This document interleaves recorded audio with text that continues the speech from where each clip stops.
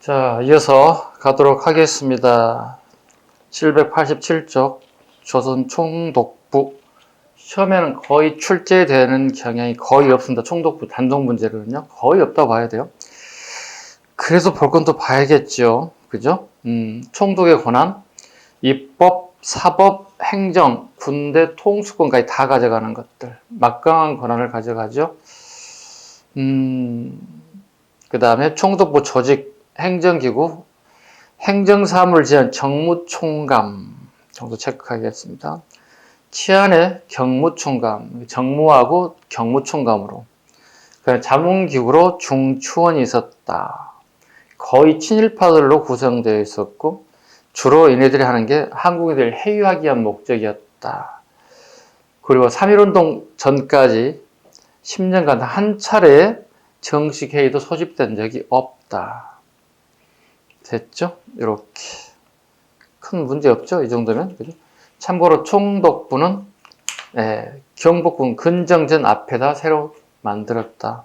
원래는 남산에 통감부가 있었죠. 그죠? 구분할 수 있었으면 좋겠습니다. 통감부는 남산에, 그 다음에 총독부는 경복궁 안에 근정전 앞에, 근정전 앞에 총독부가 세워졌죠. 이걸 김영삼 대통령 시기, YS 대통령 시기에 총독부를 철거했죠.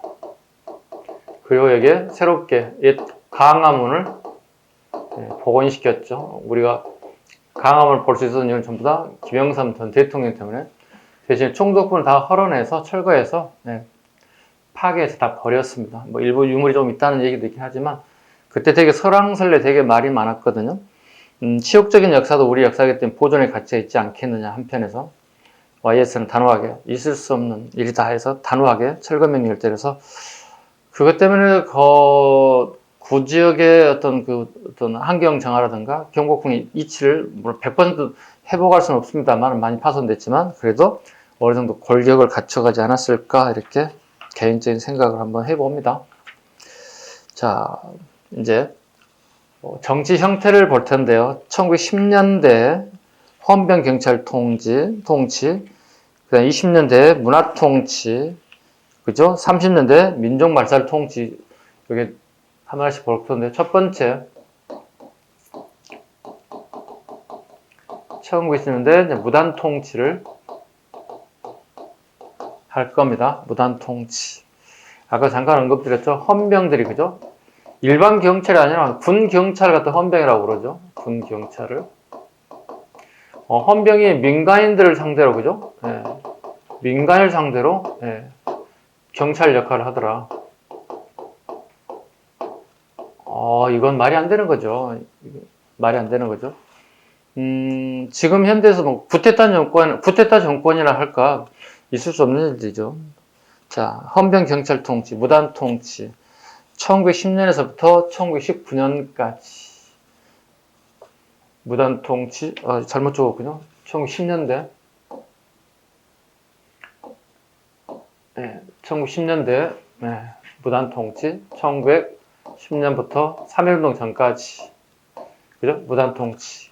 경찰들이 무력으로 단호하게 통치를 했던 시기다. 헌병 경찰 통치 시기라고 합니다.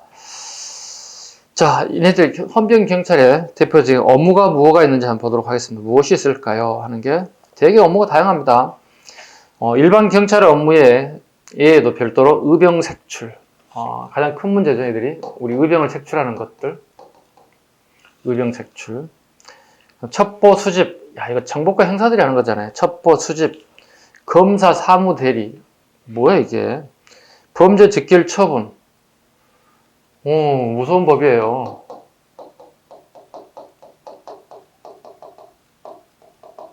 범죄자를 직결 처분할 수 있다고, 경찰들이. 이건 말이 안 되는 거잖아요. 그죠? 오늘날에 검사나 판사들이 해야 할 일들이, 이게 다, 군경찰들이 다 한다는 거잖아요. 막강하죠? 그 다음에 민사소송. 법원에서 해야 할 일입니다, 오늘날에. 그 다음에 산림감독, 세금징수. 세금징수를 왜 합니까, 얘네들이? 세무서 해야 할 일이잖아요.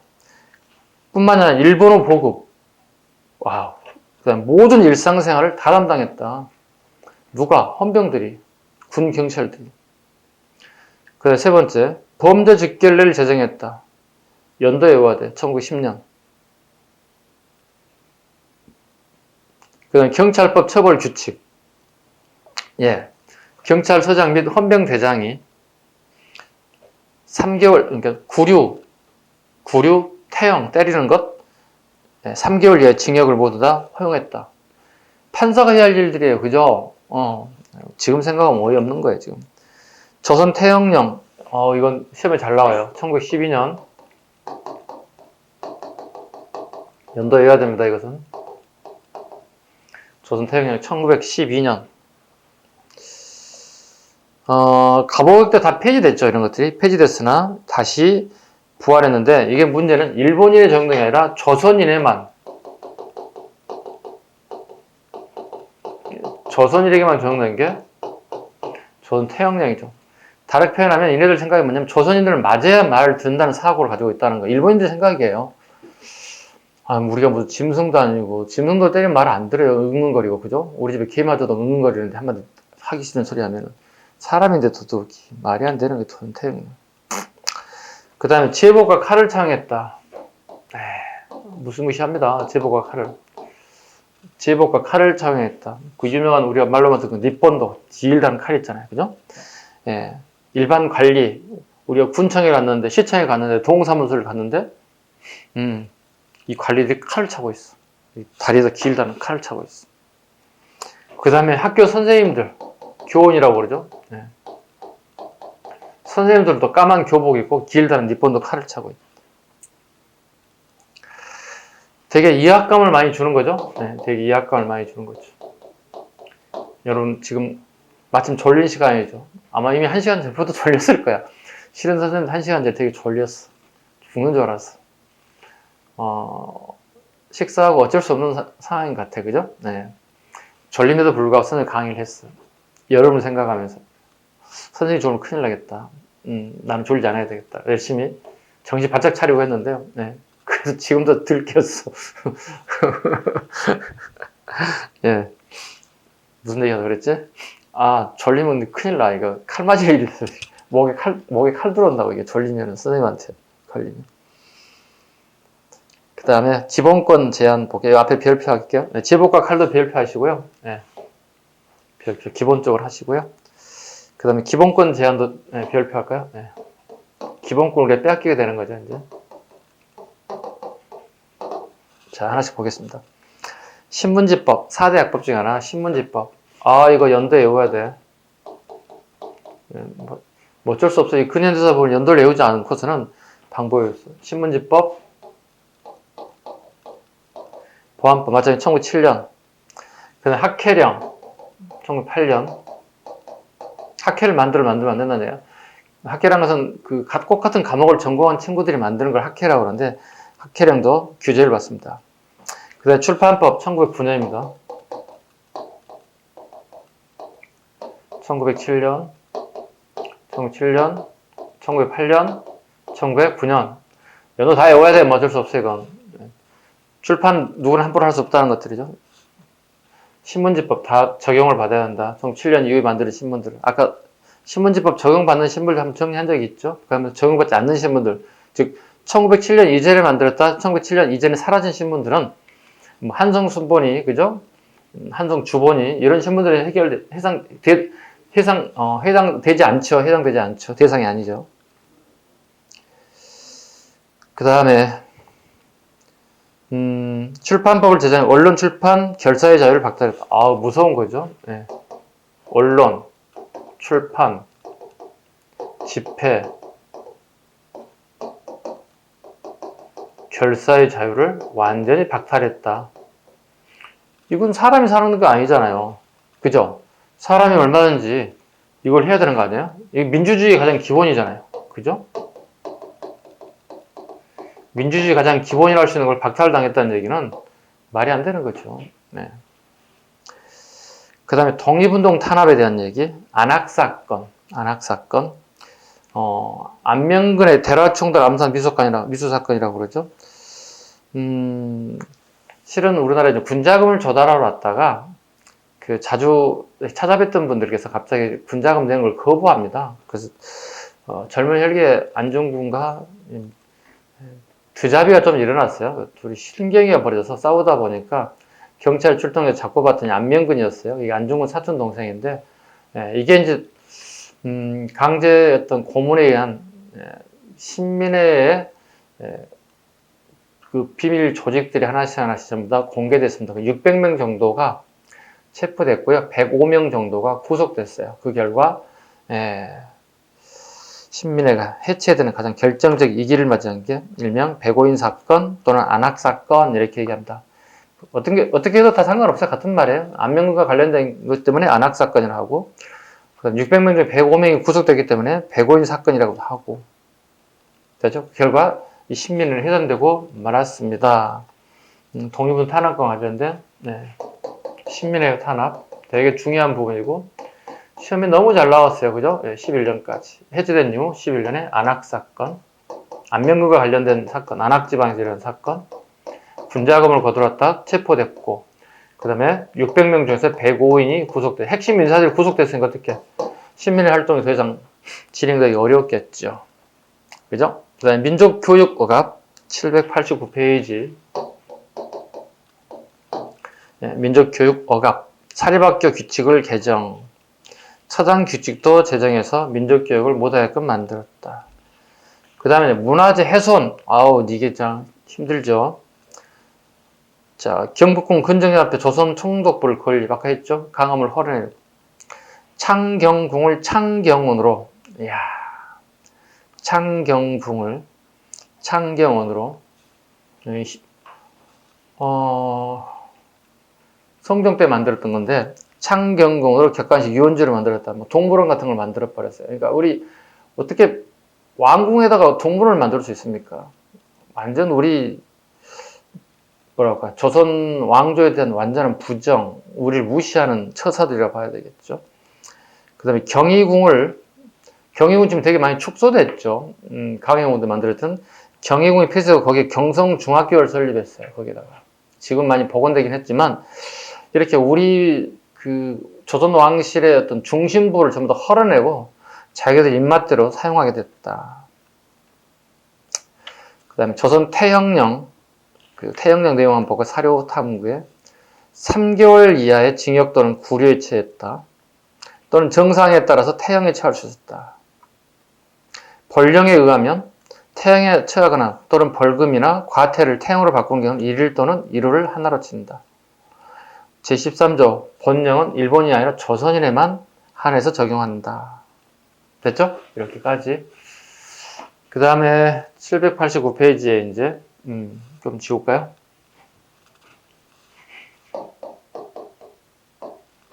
(789페이지) 문화통치. 문화통치 1919년부터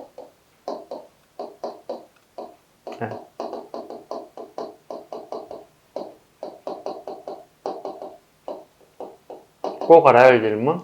사이토 마코토 총독이 알아야 됩니다. 이 사람에 의해서 문화통치가 이루어졌습니다.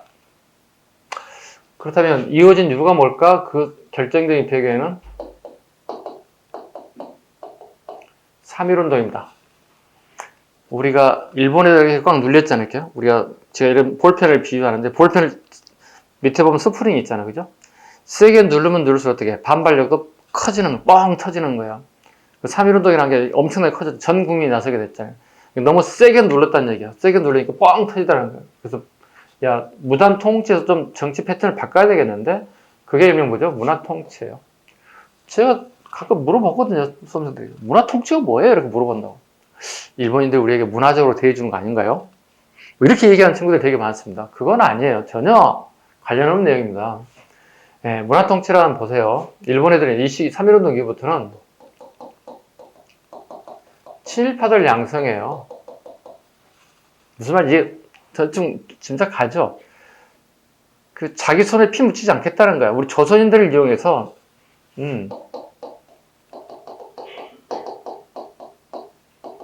통치하는 방식으로 하겠다는 거야.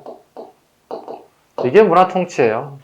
문화적이라는 단어가 되게 좋은 뜻처럼 보이지만 여기서는 그렇지 않습니다. 3.1운동 이후에 사이토 마코토 총독에 의해서 문화 통치로 명칭이 바뀌기 시작합니다. 정치 패턴이요. 이 인물을 꼭 알아두셔야 돼요. 사이토 마코토라는 인물이 나오면 아, 이게 20년대구나. 금방 눈치챌 수 있어야 됩니다. 이해 가셨죠? 자, 사이토 마코토 별표 하나 하시고 9회 3.1운동 별표 하나 하시고 그죠? 그 다음에 문화 통치의 본질, 친일파를 양성한다 밑줄. 그리고 우리 민족 분열을 이간시키고 가학관 식민 통치를 은폐하기 위한 기만적인 통치 방식이었다. 이 정도 하겠습니다. 문화 통치 내용을 하나씩 살펴보도록 하겠습니다. 아까 제복 나왔죠? 선생님들과 교원. 검정색 옷 제복과 착검. 금지. 우리 교원과 선생님들과 관리들이 제복과 착검을 되게 이합적인 분위기 없앴다. 그 다음에 이제 보통 경찰제죠. 보통 경찰제. 기존에는 우리 헌병 경찰이었죠. 그죠? 헌병들이 우리를 되게 강압했죠. 이제 보통 경찰로 왔다. 우리 보통 이제 일반인 경찰들이 이제 들어왔다는 뜻이죠. 일반인, 즉 보통 경찰로 오긴 왔지만 그에 못지않게끔 보통 경찰에는 무기와 그다음에 경찰 인원, 경찰 수 이게 더 증가됐어요. 그 다음에 정복가가 신설되면서 독립운동가들을 감시하는 수단이 더 한층 계획적 1대1로 맨투맨까지 붙을 정도 되게 강력하게 우리 독립운동가들을 갖다가 노려보고 있었다. 감시하고 있었다. 검열 강화. 언론에 대해서는 검열을 강화, 신문 차업, 기사 소개, 정관들을 마음대로 할 수 있었다. 그 다음에 밀립대학 설립운동을 방해했다. 밀립대학. 자, 우리나라의 일본 애들은 인문교육이라든가 대학 설립을 허용하지 않았습니다. 그죠? 적어볼까요? 인문교육, 대학 설립을 허용하지 않았어요. 그래서 우리 지도자들이 밀립대학 설립운동을 하죠. 밀립대학 설립운동을 하죠. 그러나 일본 애들이 방해하죠. 그러니까 결과적으로 우리나라 손으로 밀립대학을 만들 수가 없었죠. 일본 애들을 강제해서 만드는 게 경성제국대학이에요. 낙산에 낙타를 닮았다 해서 낙타산 또는 낙산이라고 하죠. 경복궁의 동쪽에 있습니다. 경북 동쪽에 낙타산에다가 경성제국대학을 설립하게 되었습니다. 20대 초 사건입니다. 이게 훗날 여러분 알다시피 이제 오늘날 서울대학의 전신이다. 서울 내셔널 유니버시티, 오늘날 서울대학교의 전신이 되겠습니다. 여기에는 뭐라 할까요?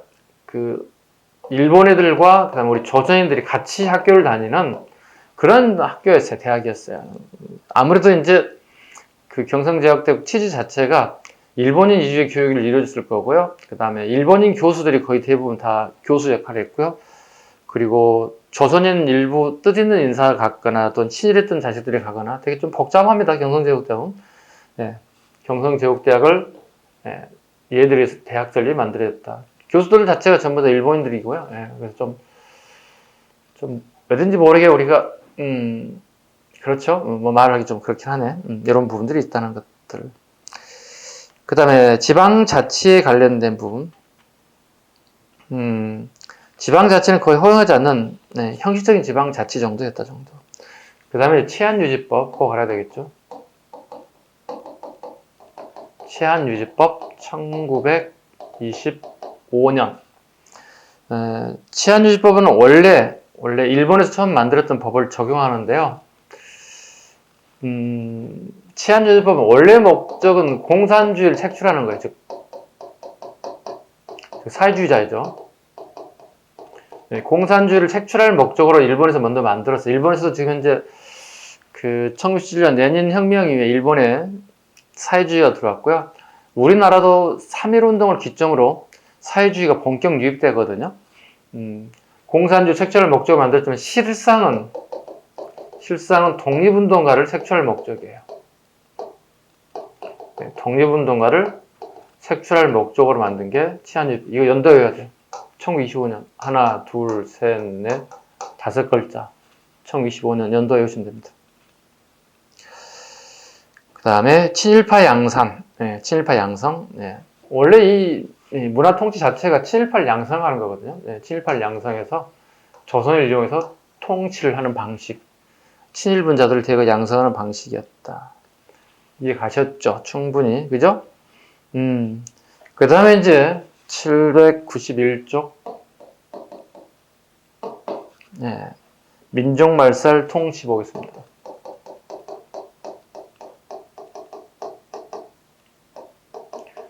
갑자기 오전이 할 게 많아졌죠, 여러분들. 그죠? 네. 어떡하겠어요? 해야지, 뭐. 네. 우리 민족 신라에 말리는 것들. 네. 이런 통치식이다. 31년부터 45년까지. 자, 때는 1929년 세계공황이 왔다.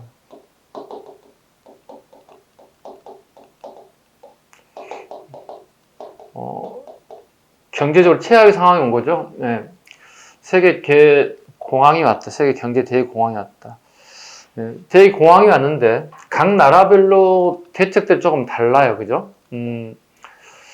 일본 방법 다르고, 그 다음 영국 방법 다르고, 영국, 프랑스 이런 데 좀 다르고, 그 다음 미국 방법이 좀 다르죠.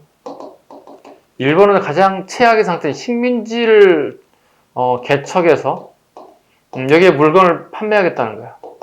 강제로. 우리가 나라와 나라가 이익을 위해서 우리가 무역을 하는 거고, 하다 보면 전쟁까지 가는 건데요. 일본 애들은 식민지를 개척해서 여기다 물건을 판매하겠다는 거예요. 여기는 블록 경제 얘기하고 있습니다. 블록 경제. 수입도 안 하고 수출도 안 하겠다. 있는 거 블록, 벽돌을 쌓아가지고 방비를 강화하겠다. 미국 뉴딜 정책이죠. 가장 성공했죠. 그나마. 미국도 그때 당시 세계 공황 때문에 29년, 30년 초반에 되게 힘들었죠. 뉴딜 정책이란 국가가 가만히 손 놓고 있지 않겠다는 거거든요. 국가가 예산을 투입하겠다는 거예요. 국가가 예산을 투입하고, 재원을 마련하고, 그 다음에 일자리를 마련하고, 국가가 일자리를 마련하고, 얘들에게 급료가 나가게 되고, 이 급료가 나가게 되면 얘들이 소비를 하는, 소비하면서 생산이 원만하게 돌아가는 일종의 뉴딜 정책을 주장하게 되었습니다. 이것만 유일하게 성공했죠. 지금 현재 세계 모든 나라가 코로나에 되게 힘들어하죠. 모든 나라가, 뭐 선진국, 뭐 개발도상국, 후진국 관계없이. 그래서 모든 나라들이 할 수 있는 게 뭐가밖에 없어요. 앞으로 우리나라도 할 수 있는 게 이거밖에 없을 것 같은데요. 뉴딜 정책. 뉴딜 정책을 해야 되는데 문제는 현재 언제 끝날지 모른다는 거죠, 우리가, 코로나가. 그죠? 뭐 어떤 학자들은 많은 사람들이 몸에 저항력을 가질 때까지는 뭐 2027년까지 보는 학자들도 있는 것 같아요. 이러면 우리 정말 심각해지죠. 우리 마음은 뭡니까? 빨리 좀 끝났으면 좋겠다는 생각을 하죠. 그죠? 일상생활이 그렇게 소중하다는 사실을 처음 우리가 인생 살면서 느꼈죠. 그죠? 내가 마음대로 이동할 수 있었고, 내가 마음대로 밥을 먹고 음식을 사 먹고, 커피숍 가서 커피를 사 먹고, 야, 이게 진짜 중요하다는 사실을 우리가 깨달았죠. 그죠? 자, 새삼 느끼죠, 우리가. 이게 인생이 이렇게 평상시 사는 게 되게 중요하다는 사실을 몰랐던 사실을 우리가 알게 되는 어떤 계기점도 되기는 합니다만, 되게 불편한 점이 되게 많습니다. 경제적으로 어려운 사람 너무 많고요. 그죠? 네. 뭐, 경제 좋은 사람이 몇 사람이 되겠습니까? 세계 모든 나라, 우리나라 되게, 여러분들 가정마다 되게 안 좋은 일도 많을 것 같고요. 자영업 하시는 분들도 그렇고, 위로를 드리고 힘내시라는 말씀, 저도 힘을 내고, 여러분들 또는 여러분 가족들 모두가 힘내기를 응원해 드리겠습니다. 마음으로라도. 그죠? 네. 자, 세계 공황에 대한 얘기를 잠깐 설명드렸고요. 그 다음에 일본의 침략 전쟁이 본격화가 되는데요. 이 연도가 좀 되게 중요한 게 나와 있습니다. 만주사변.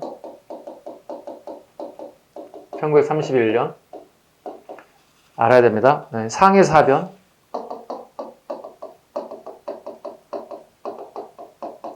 (1932년) 그 다음에 중일전쟁.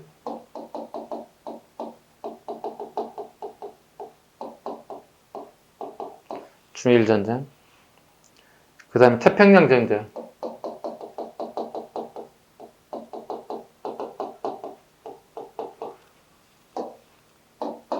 네, 연도 알아야 되겠네요.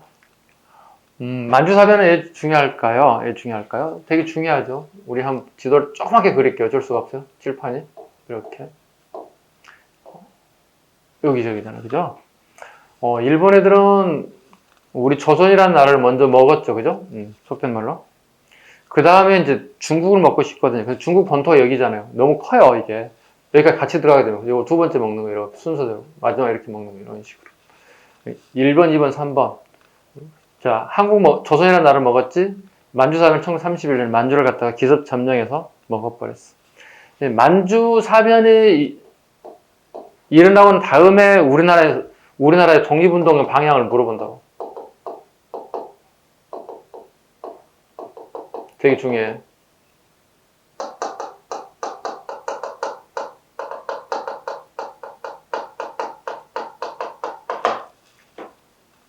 중국과 우리의 공통의 적이 생겼다고. 누구? 일본이라고 하는 공동의 적이 생겼다고. 이게 뭐야? 한중 연합작전이 만들어진다. 그 대표적인 인물 민족주의 결의 지청천. 오케이? 사회주의 결의 양세봉.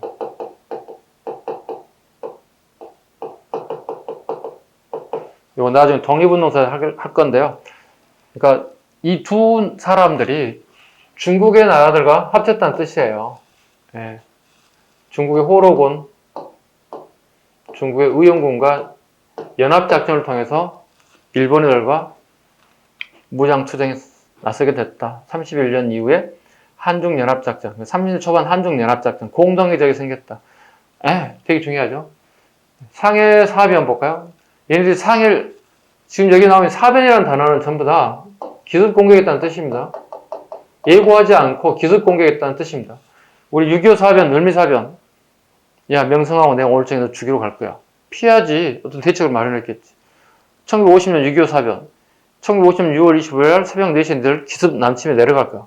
대책을 세웠겠지, 우리가. 사변이 이겁니다. 자, 얘들이 본격적으로 30일 전에 상해를 갔다가, 상해 여기 있잖아요. 그죠? 상해를 기습 점령했어요. 32년입니다. 상해 사변 승리하고 얘들이 축승식을 하잖아요. 어디에서? 상해 홍코우 공원에서. 이때 누가 투입됩니까? 한인 애국단에 윤봉길 폭탄 투척. 많은 희생자를 따랐죠. 그리고 윤봉길 체포됐고, 그리고 윤봉길 현장에 이슬로 사라졌죠. 윤봉길이 여기에요. 김구가 만든 한인 애국단이죠. 김구 선생이 그동안 상해 임시정부를 끌고 나왔죠. 대부분 뭐죠? 비폭력이었죠. 근데 그 비폭력의 한계를 느꼈죠. 김구 선생이. 그래서 만든 게 독립투쟁 단체를 만들어야 되겠다. 그게 뭐예요? 한인 애국단이거든요. 그래서 한인 애국단을 만들어서 우리도 무장투쟁에 나서야 되겠다. 그 첫 번째가 윤봉길, 그 다음 이봉창 두 분이 기록에 남아있죠. 예. 축승식에 윤봉길 폭탄 투척 의거가 기록에 남아있을 거고요. 37년에는 이제 중일전쟁이 본격적으로 전쟁이 이루어집니다. 중국과 일본전이 37년에 본격적으로 이루어집니다. 41년에 뭐죠? 태평양 전쟁. 미국과 일본애들이 한번 붙겠다는 거거든요. 일본들이 가장 대표적인 게 뭐냐면, 우리 보통 누구하고 전쟁을 한다면 이렇게 선포를 하잖아요. 예고를 하잖아요. 근데 얘들은 없어요. 미리서 선제 공격을 때려놓고 나중에 전쟁을 하겠다고 발표를 해요. 되게 비겁하죠. 물론 전략적으로 그렇게 해야만 승리할 가능성이 좀 높아지긴 하지만 약간 좀 비겁하지 않아? 우리가 남자들이 봤을 때, 야, 이거 남자스럽지 못하지 않아? 뭐 이렇게 얘기하잖아요. 네, 약간 그래, 일본 애들. 그래서 우리 새끼들, 쪽발이 새끼들 하잖아요. 무슨 말인지 알아먹었죠? 네. 선생님 욕을 했습니다. 네. 자, 페이지를 한번 넘겨보겠습니다. 자, 민족 말살 통치에 대한 내용들 하나씩 더 살펴볼게요. 첫 번째, 한국 신민화 정책. 황제 국가에 신하가 되고 백성이 되는 정책을 하겠다는 거예요. 한국인을 전부 다 일본어를 만들겠다는 뜻이 되는 거죠. 첫 번째, 내선 일체. 내는 내지인 일본을, 선은 조선을 가리킨다. 일본과 조선은 하나라는 뜻으로 한국인을 일본인으로 동화시키려 하였다. 그러나 민족 차별을 정당화하는 명분에 불과했다. 하나가 될 수 없죠, 우리가. 뿌리가 달린데. 일선동조론. 조상이 같다는데? 조상이 같으면 여러분 이렇게 하지는 않지, 우리가. 여러분 생각해봐. 같은 할아버지 형제끼리 싸우나? 물론 싸우는 경우도 있겠지만 그렇게 심하지 않지. 할아버지가 한 사람이면 뿌리가 같은데. 한국 신민서사 암송. 우리들은 대일본 제국 신민이다. 우리는 마음을 합하여 천황폐하게 충의를 다한다. 국민 신민서사를 일본어로 외우도록 하였다. 황제국가의 신하이고 백성인 것을 맹세하는 글을 암송했다. 한국 신민서사 암송.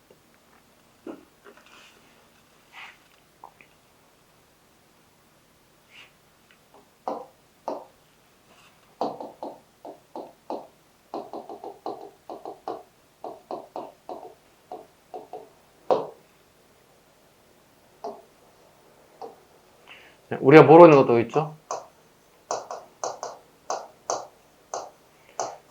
지금 우리가 초등학교란 명칭을 쓰죠. 요건 이제 YS 때, 그죠? 김영삼 대통령이 93년부터 대통령이 95년쯤에 하면 초등학교가 만들어진 거 알고 있는데요. 선생님은 요거 2학교 나왔습니다. 되게 좋은 학교는 아니고요. 저는 초등학교 때 몰랐어요. 그냥 국민학교 정도만 알았지 이 국민학교가 이런 뜻인 줄 몰랐어요. 일본 애들이 만든 명칭이어서 그냥 선생님 뭐 알겠어요. 초등학교 때 공부한 게 없는데 국민학교는 이런 뜻이었어요. 한국 신민화의 민과 한국의 국가 민이 합쳐서 만든 게 국민학교였거든. 그래서 YS가 대통령이 되고 난 다음에 여러분 지금 젊은 친구들 거의 대부분 초등학교 입학, 초등학교 졸업 이렇게 될 거고요. 예전 좀 나이 좀 더 드신 분들은 국민학교 조리죠. 국조리죠. 국민학교 조리죠. 이렇게 명칭이 바뀌었습니다. 신사참배. 일본 국왕의 조상신을 모신 사당에 참배할 것을 한국인에 강요했다. 신사참배.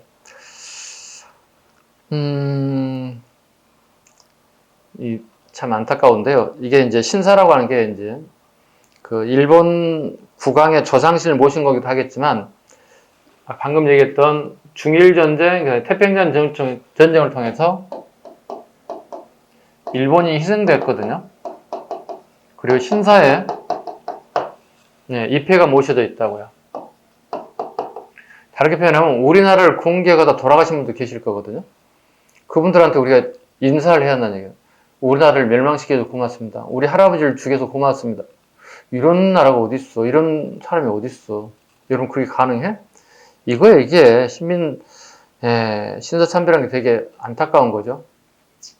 그리고 가끔 우리 이제 국제 정세에서 일본의 수상이 바뀔 때마다 신사를 참배 가게 되면 우리나라와 일본 관계, 그 다음에 중국과 일본 관계 최악의 어떤 정치 수순을 밟는 거거든요. 왜냐하면 한국 정복하고 그 다음에 중국 전쟁을 일으켰던 일본의 합리화가 이루어지는 거거든요.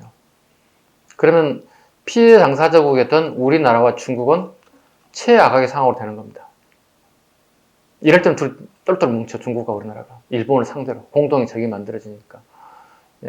일본의 수상들은, 그러니까 밑에 장관들은 끊임없이 신사에 참배하고 곡식도 갖다 바치고 그네들이 하는 행태를 취하고 있다고요. 근데 피해 당사자국이었던 우리나라와 중국 같은 나라는 되게 경계하죠. 왜? 일본이 다시 군국주의로 돌아가는 거 아니야? 염려스러운 거죠. 그래서 항상 경계 대상 중에 하나입니다. 그래서 우리나라, 일본이 가깝고도 먼 이웃 나라가 됐습니다. 이렇게 가깝고 먼 나라임에도 불구하고 미국은 우리에게 자꾸 어떻게 일본과 힘을 합쳐서 중국을 견제해달라고 요구하고 있습니다. 좋아, 견제는 할 수 있는데 상대방을 믿을 수 있어야 어떻게 힘을 합치지. 생각해봐. 친구 간에도 친구를 믿을 수 있어야만 이렇게 만나기도 하고 밥도 먹고 차도 마시는 건데 믿을 수 없는 사람은 어떻게 차 마시면 불편한데, 그죠? 일본과 우리의 관계가 그런 관계에 있는 것 같습니다. 지금 궁성요배로 해석하죠.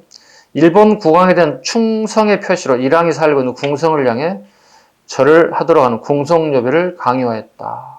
아우. 창씨개명.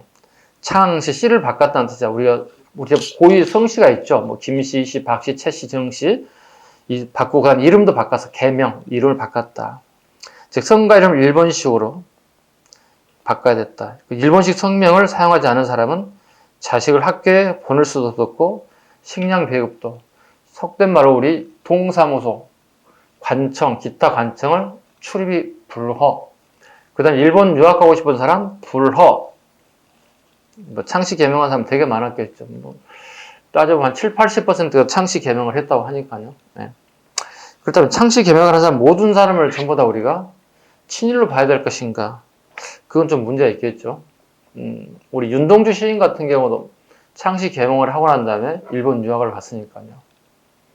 그렇다고 윤동주 같은 시인한테 우리가 친일파라고 할 수는 없잖아요. 그죠? 되게 민족 저항적인 시들을 많이 남긴 인물인데, 그죠? 그런 부분에서는 좀 한번 좀 생각해 봐야 되지 않겠나 생각. 언론 탄압, 조선중앙일보, 동아일보, 조선일보를 40년에 폐간. 조선중앙일보 37년에 폐간. 그 다음에 42년 조선학회 사건. 31년에 우리가 우리말 한글 사전을 만들려고 준비했지만 결국 실패했거든요. 근데 11년이 지나고 난 다음에 다시 조선학회 관련자들 전부 다 구속했다. 우리나라 사람이 우리나라 말을 사전으로 만드는데 그 죄가 될 수는 없잖아요.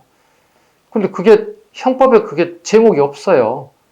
왜냐면 알다시피 형법에 어떤 형을 지으면 어떤 범죄를 저지르면 어떤 형벌에 따라 처벌받겠다고 하는 게 명시되거든요. 일명 이걸 또 재형법정주의라고 하죠.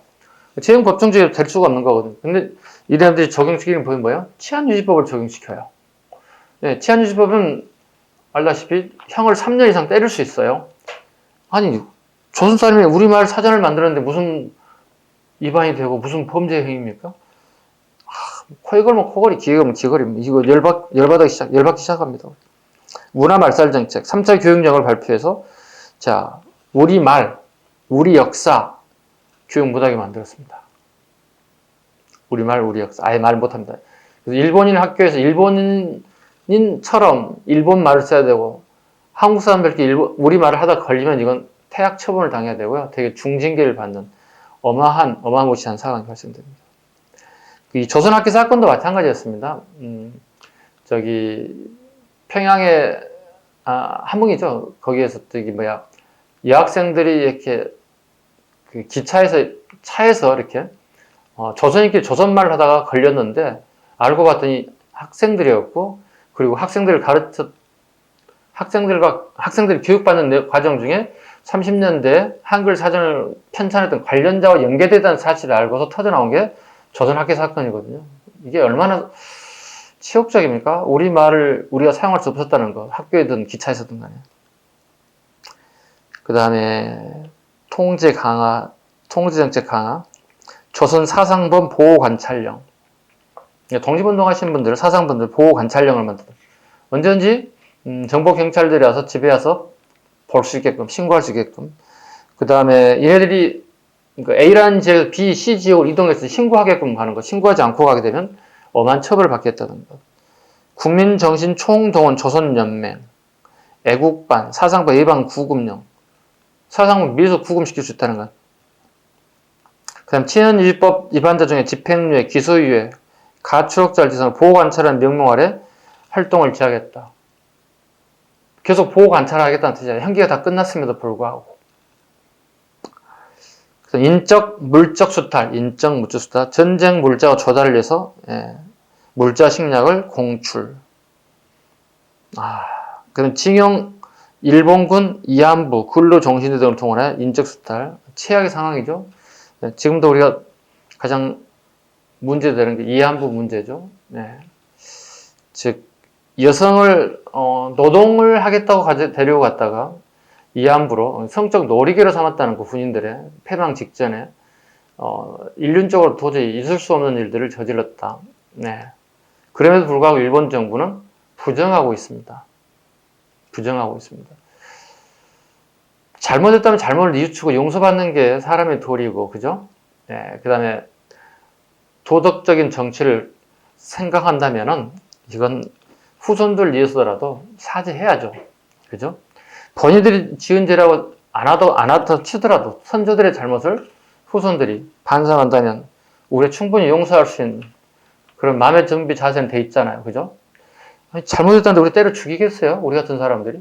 그죠? 그럼에도 불구하고, 염치 불구하고 이 자식들은 전혀 잘못을 했다는 뉘우치면커녕 되레 큰 소리만. 예. 그게 현재 일본과 우리의 관계입니다. 그 다음에 사료탐구를 한번 보도록 하겠습니다. 사료탐구. 첫 번째, 한국신민서사 일반인용이 있고 학생용이 있는 일반인용 보겠습니다. 우리는 한국신민이다. 항제국가의 새로운 백성이다. 충성으로 군국에 보답한다. 우리들은 한국 신민은 서로 믿고 아끼고 협력하여 단결을 공고히 한다. 우리는 한국 신민은 괴로움을 참고 몸과 마음을 굳세게 하는 힘을 인고 단련을 길러 항도를 선양한다. 창시 계명 강요. 창시하지 않는 사람은 자제에 대해서 각급 학교 입학 절차를 거부한다. 창시하지 않는 아동에 대해서는 일본인 교사는 이유 없이 질책 구타. 우와, 아이를 때릴 수 있대요. 구타에 아동을 하여금 부모에게 애원해 창시를 시키도록 한다. 3조. 창시하지 않은 사람은 공사를 불문하고 총독부 관계 기관에 일절 채용하지 않고 현직자도 점차 파면 조치. 4조. 창시하지 않은 사람은 비국민 또는 불량 선인으로 단정하게 경찰 수첩에 기재하고 사찰 미행 등을 철저히 함과 동시에 필요에 따라서는 우선으로 노무직영의 대상으로 하고 식량 및 기타 물자의 보급 대상으로 제한한다. 철두철미한 수탈의 과정들, 그죠? 사람 성씨까지 바꿔서 일본조를 만들려고 하는 이런 잔인한 정책들을 1910년, 20년, 30년 정책을 통해서 우리가 한번 알아봤고요. 오늘은 이 정도까지 할 겁니다. 그리고 다음 시간에 이제 명절이 지나야 갈 것 같아요. 이번 주 수요일은 아마 명절을 앞두고서 수업을 못 할 것 같고요. 그 다음에 다음 명절 지나고 난 다음에 월요일쯤에나 여러분과 같이 또 보도록 하겠습니다. 그때는 경제적 약탈부터 보도록 하고요. 그 다음에 우리 독립운동에서도 아마 좀 들어갈 수 있을 것 같기도 하고 그렇습니다. 자, 오늘 수업 많으셨고요. 오늘 여기까지 수고하셨습니다.